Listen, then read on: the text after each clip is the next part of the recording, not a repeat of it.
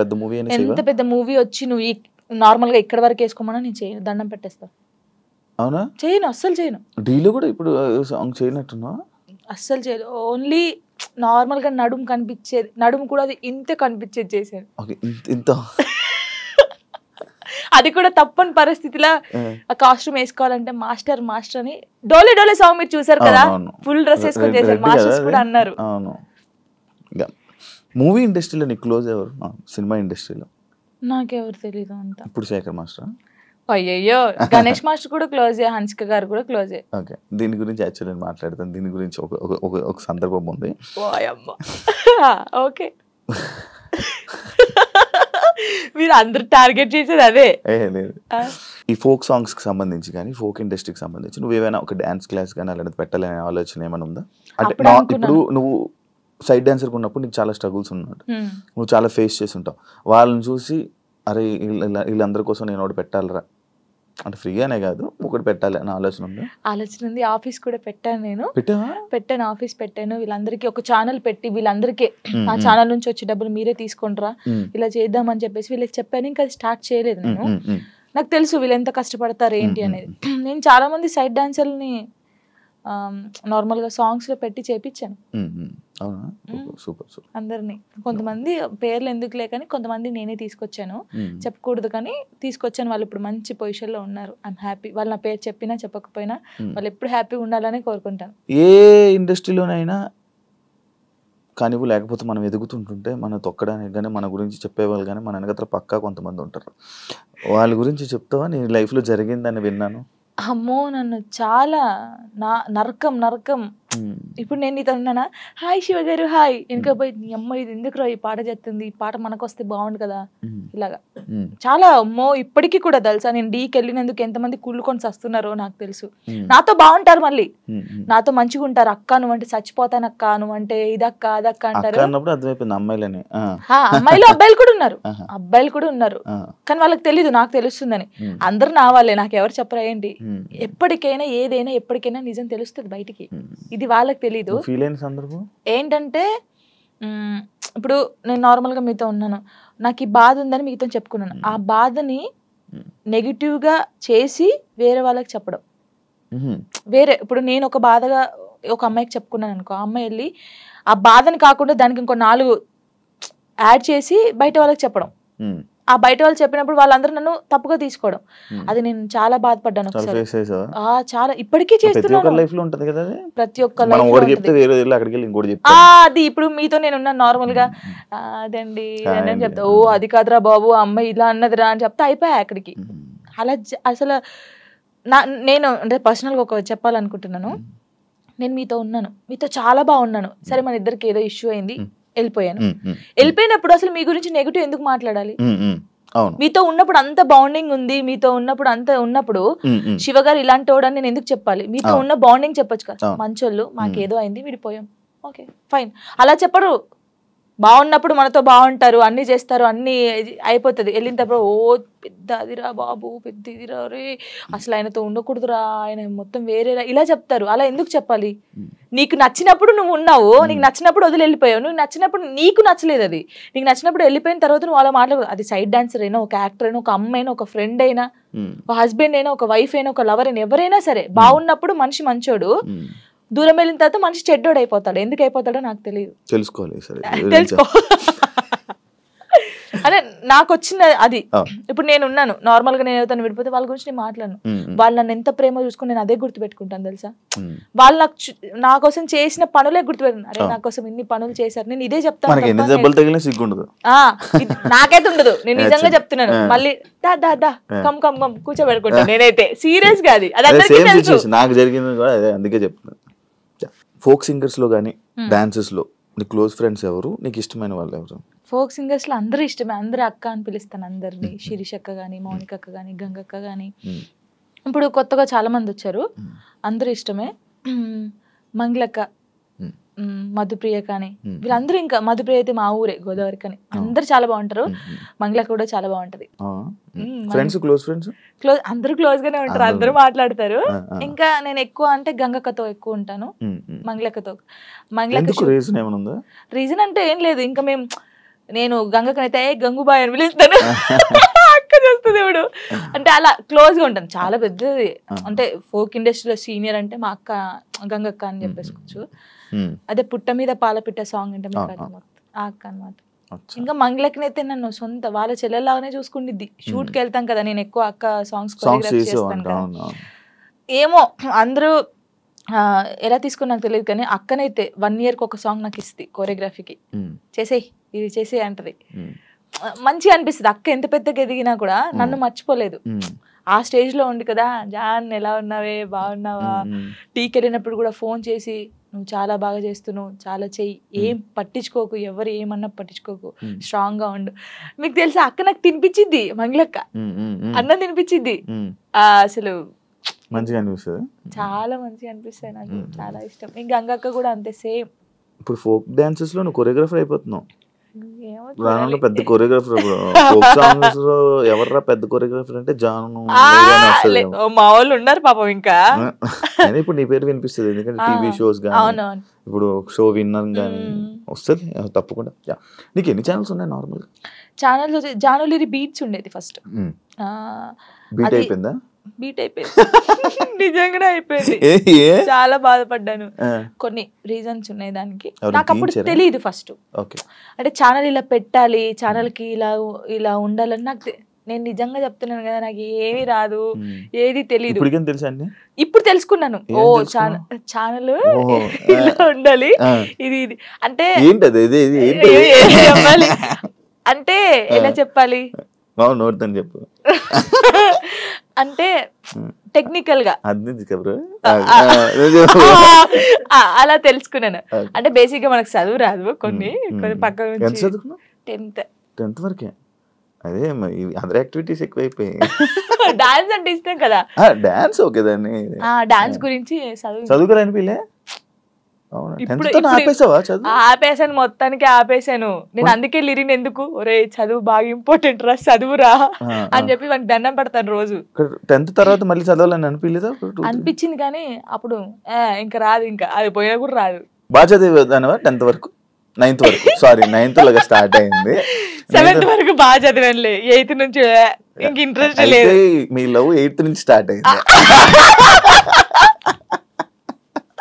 అలాగా కదా? చదవలేదు ఇంకా, చదువు. ఇప్పుడు కూడా నాకు ఏదన్నా మెసేజ్ వచ్చినా, ఏదన్నా యూట్యూబ్ ఉందా నీకు 8th నుంచి? చిన్న ఫోన్ డాడీకి ఉండేది. టెక్స్ట్ మెసేజ్ మెసేజ్ అలా ఏం చేసుకోపోయేటోళ్ళం, చాటింగ్ ఏం చేసుకుంటే ఫోన్లు అలా ఏం లేదు. అయ్యో అంతగానో అసలుకే లేదు, లేదు అస్సలు లేదు. అలాగా ఓన్లీ వెళ్ళి కలిసి అప్పుడు డాన్స్ క్లాస్ ఉండేది, డాన్స్ క్లాస్ లోకి వెళ్ళి డాన్స్ నేర్పించేది. అలాగ సినిమా దాని మీద ఒక స్టోరీ షార్ట్ ఫోన్ గంటలు ఫోన్ మాట్లాడుకు అదంటే ఏం లేదు. ఓకే, ఇది ఒక కొత్త రకమైన కొత్త రకంగా. ఇప్పుడు ఏ ఛానల్? ఇప్పుడు జాన్లరీ మ్యూజిక్ అది ఒకటే ఉందా? ఒకటే ఉంది, ఒక ఛానల్. ఇప్పుడు అది ఒకటే, అందులోనే నీ వీడియోస్. జానీ మాస్టర్ ఇష్యూ తర్వాత శేఖర్ మాస్టర్ అండ్ జానీ లిరి వీల్దే ఇష్యూ అని చెప్పి కొన్ని చాలా మంది అన్నారు, ఇంటర్వ్యూస్ కూడా ఇచ్చారు. ఏమో తెలీదు కొందరైతే. అవునవును, దాని గురించి మాట్లాడు, దాని గురించి నీ కాంప్లిమెంట్స్. ఏం చెప్తాం, తెలియని వాళ్ళకి ఏం చెప్తాము. అంటే ఇప్పుడు తను నన్ను మెచ్చుకోవడం ఎందుకు కలిపారు? అయితే ఇప్పుడు జానీ మాస్టర్ జరిగింది కదా, ఇప్పుడు మాస్టర్ నన్ను మెచ్చుకుంటారు, జాను అన్నారు. కొందరు నెగిటివ్ పీపుల్స్ ఏముంటారు, ఇప్పుడు నేను నచ్చిన వాళ్ళు, అబ్బా శేఖర్ మాస్టర్ నచ్చింది, జానమ్మ డాన్స్ నచ్చిందని హ్యాపీ ఫీల్. నెగిటివ్ వాళ్ళు, అబ్బా ఏమైనా మెచ్చుకోవడం అవసరమా, జాను అవసరమా అని చెప్పేసి ఒక ట్రోల్ క్రియేట్ చేశారు. ఆహా నెక్స్ట్ మీ ఇద్దరు అయితే ఇంకా, అంటే డి నుంచి వచ్చింది కదా ఆ అమ్మాయి కూడా, అలాగాని ఇప్పుడు నేను కూడా అలా డి నుంచి వచ్చాను, ఇప్పుడు మెచ్చుకున్నాడు, అప్పుడు మాస్టర్ ఆమెను మెచ్చుకున్నట్టు ఈయన నన్ను మెచ్చుకున్నాడు, అందుకే మీ ఇద్దరు లైట్ తీసుకున్నాం మేమైతే. నిజంగా మాస్టర్ శేఖర్ మాస్టర్ ఉండడం వల్ల నువ్వు విన్నర్ అయ్యో, ఆయన వెనక ఉన్నారని చెప్తున్నాను. దానికి అసలు మాస్టర్ కి నేను ఎవరో తెలియదు, ఇప్పుడు నేను ఎవరో తెలియదు కాబట్టి అంత ఆ సాంగ్ చేసినప్పుడు వా జాను నేను పెళ్ళైందని తెలియదు, పెళ్ళైందని చెప్పాను, అన్ని చెప్పాను. ఇప్పుడు ఎవరికైనా తెలియని వాళ్ళు వచ్చి చేసినప్పుడు, ఒక అద్భుతంగా చేసినప్పుడు వాళ్ళు ఎవరైతే ఏంటి, మనం వెళ్ళేసి సూపర్ చేసామని చెప్తాం.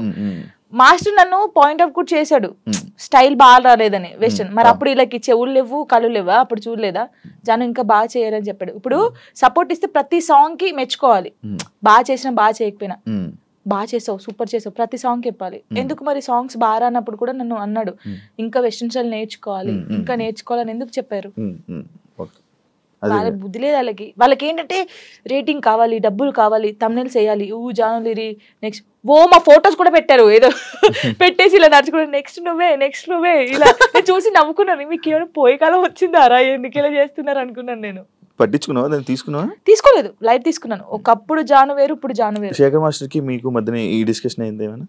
అలాంటి శేఖర్ మాస్టర్ నాతో మాట్లాడు. మేము సెట్ లోకి వెళ్ళినప్పుడే master good evening, master good morning, అంతే.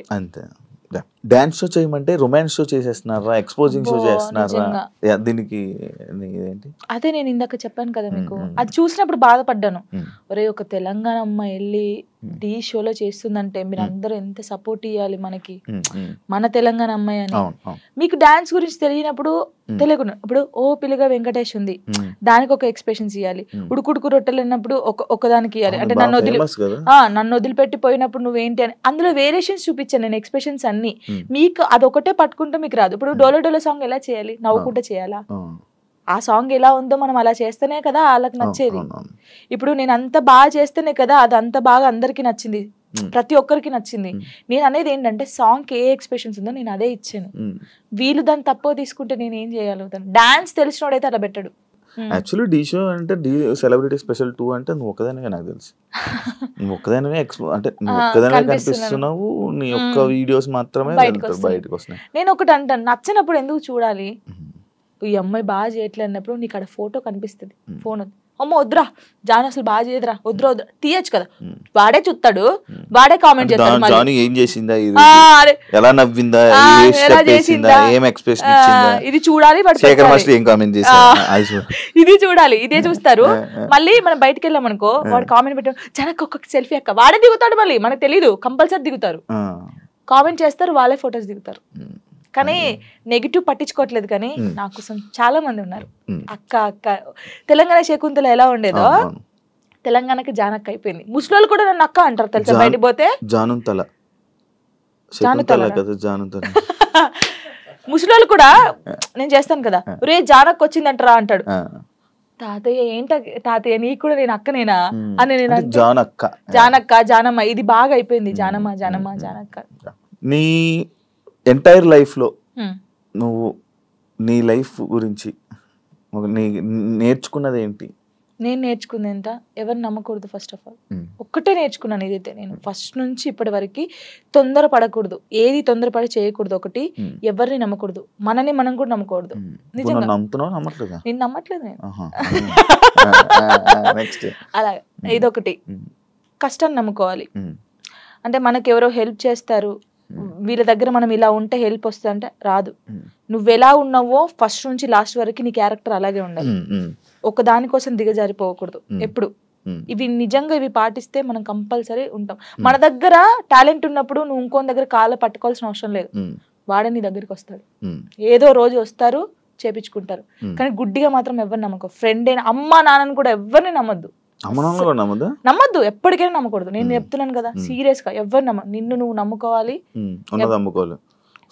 అమ్ముకోకూడదు. ఎవరిని నమ్ముకుంటే అమ్ముకుంటావు, నువ్వు నిన్ను నువ్వు నమ్ముకుంటే అమ్ముకోవు, నీ దగ్గర పెట్టుకుంటావు. అలాగా. Thank you so much. ఈ ఫోక్ డాన్సెస్ అవ్వాలనుకునే వాళ్ళకి, కొత్తగా రాబోతున్న వాళ్ళకి ఏమైనా చెప్పాలనుకుంటున్నా? ఒకటే చెప్తున్నాను, అంటే చాలా మందికి ఉంది, పబ్లిక్ సింగర్స్ ఉన్నారు, అందరికి ఉన్నారు. కానీ కొన్ని సిచ్యువేషన్ జరిగి అక్క ఇలా అడుగుతారంట కదా, నాకే ఫోన్ చేసి అడిగారు చాలా మంది.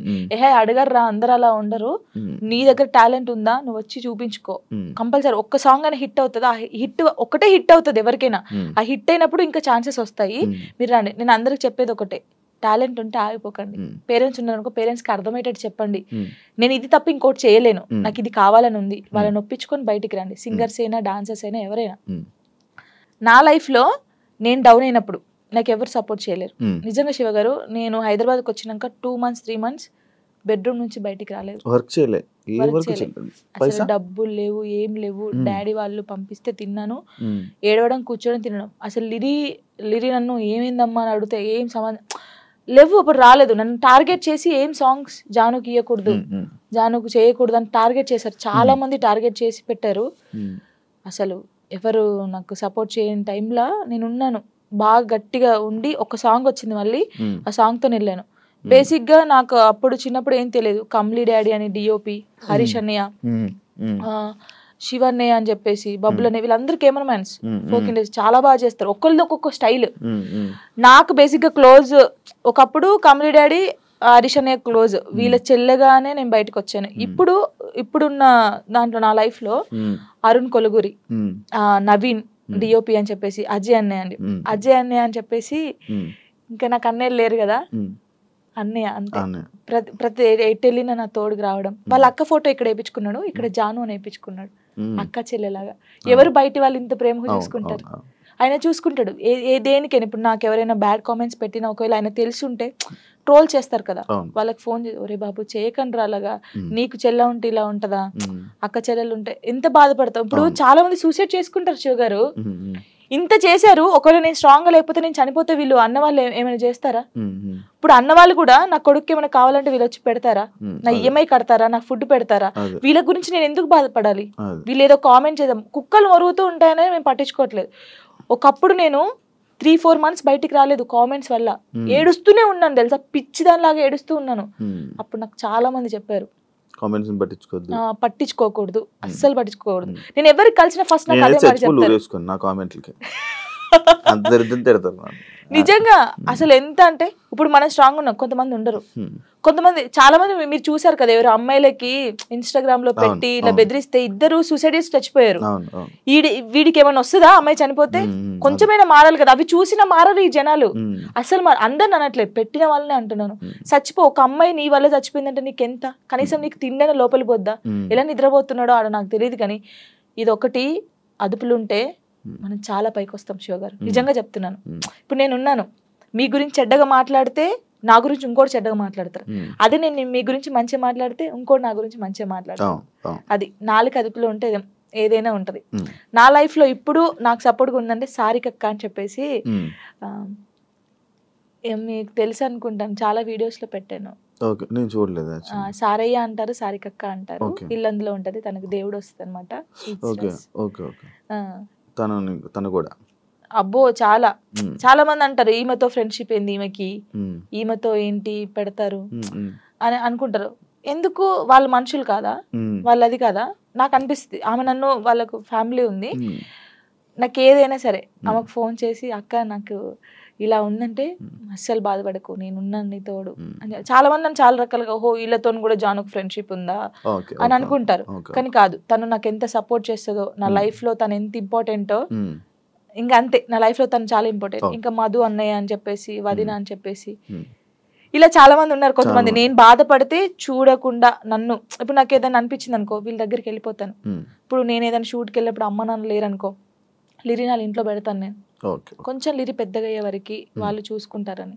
ఈ ఫోక్ సాంగ్స్ లో డబుల్ మీనింగ్ ఈ మధ్య ఎక్కువ అవుతున్నాయి కదా, దాని గురించి ఏంటి? ఇంకా వాళ్ళు ప్రొడ్యూసర్స్ సాంగ్స్ పోవాలని పెట్టుకున్నాం, మనమైతే ఎప్పుడు చేయలేదు డబుల్ మీనింగ్ సాంగ్స్. అంటే వింటా నేను, అందుకే సాంగ్ ఇందులో ఏమైనా ఉందా, ఇందులో ఏమైనా. తర్వాత సారీ అండి, ఈ సాంగ్ నేను చేయలేను. ఫస్ట్ మనం ఏం చేస్తామో ఎక్కువైపోతుంది ఎందుకు ఈ మధ్య బాగా, ఇక వాళ్ళకి తెలియాలి మనం ఏం చేస్తాం దాన్ని. అంటే వ్యూస్ కోసం. అసలు నేను సచ్చినా చేయను అలాంటి. మరి అలాంటి సాంగ్స్ ఫోక్ డాన్స్ చేస్తారు కదా, మరి వాళ్ళని ఏమనొచ్చు? వాళ్ళు ఏమొచ్చు అంటే వాళ్ళు మరి డబ్బుల కోసం చేస్తున్నారో, లేకపోతే ఇలాంటి సాంగ్స్ ఫేమ్ అయితే ఫేమ్ అవుతానని చేస్తారు. నేను అమ్మాయిలకు చెప్పేది ఏంటి తెలుసా, వస్తే నువ్వు ఇప్పుడు ఎక్స్పోజింగ్ ఇచ్చేసావు అనుకో, నెక్స్ట్ వాడు కూడా అడుగుతాడు. ఇప్పుడు ఆ సాంగ్ లో నువ్వు నడుము చూపించావు కదా, ఈ సాంగ్ లో కూడా చూపి అంటాడు. నువ్వు ఫస్ట్ చేసిన దాన్ని బట్టే ఉంటది. నేను అమ్మాయిలకి ఇదే చెప్తాను. కొంతమంది అమ్మాయిలు తిట్టుకోవచ్చు, అబ్బాయి ఏమేంద్రా నాయన ఏమి ఇట్లా చెప్తుందని, కానీ మనం ఫస్ట్ ఏది చూపిస్తామో ఫస్ట్ ఇంప్రెషన్ అప్పుడే ఇంకొకటి కూడా, అరే ఈ సాంగ్ లో ఇలా చేశానండి, ఇట్లా వాడు ఆహా ఆ సాంగ్ లోనేమో ఎక్స్పోజింగ్ ఇస్తావు, ఈ సాంగ్ లో ఇయ్యవా అడుగుతారు కదా.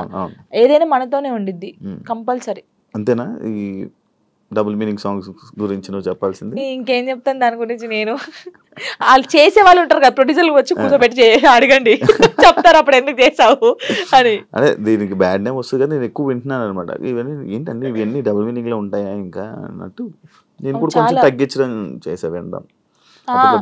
కానీ కొంతమంది పేరెంట్స్ వింటారు, ఇలా ఉంటది. కానీ ఏమో మరి వాళ్ళకి పిచ్చి అట్లా. థ్యాంక్ యూ జాను, ఇంటర్వ్యూ ఇచ్చినందుకు. ఇంకా నువ్వు మంచి ఇండస్ట్రీలో మంచి స్థాయికి వెళ్ళాలని, ఇంకా నీకు ఎక్కువ మంచి ఆఫర్స్ రావాలని, నువ్వు అనుకుంటున్నావు అవన్నీ నెరవేరాలని మనస్ఫూర్తిగా కోరుకుంటూ ఇంటర్వ్యూ ఇక్కడితో ఎండ్ ఇస్తున్నాను. థ్యాంక్ యూ సో మచ్ అండి. ఫస్ట్ టైం తెలుసా నేను ఏడవకుండా ఇంటర్వ్యూ చేయడం. నేను అవునా అంటే డాడీ గురించి కొంచెం ఏడుస్తాను, కానీ చాలా మంది ఊకే ఏడుస్తారు అంటారు కదా, ఏడవకుండా స్ట్రాంగ్ గా చేశాను. నేను చాలా హ్యాపీ. చూసారు కదా ఇంటర్వ్యూ కానీ మీకు నచ్చినట్లయితే లైక్ చేయండి. అండ్ ఇంకో గెస్ట్ తో మళ్ళీ మీ ముందుకు వస్తాం. అంతవరకు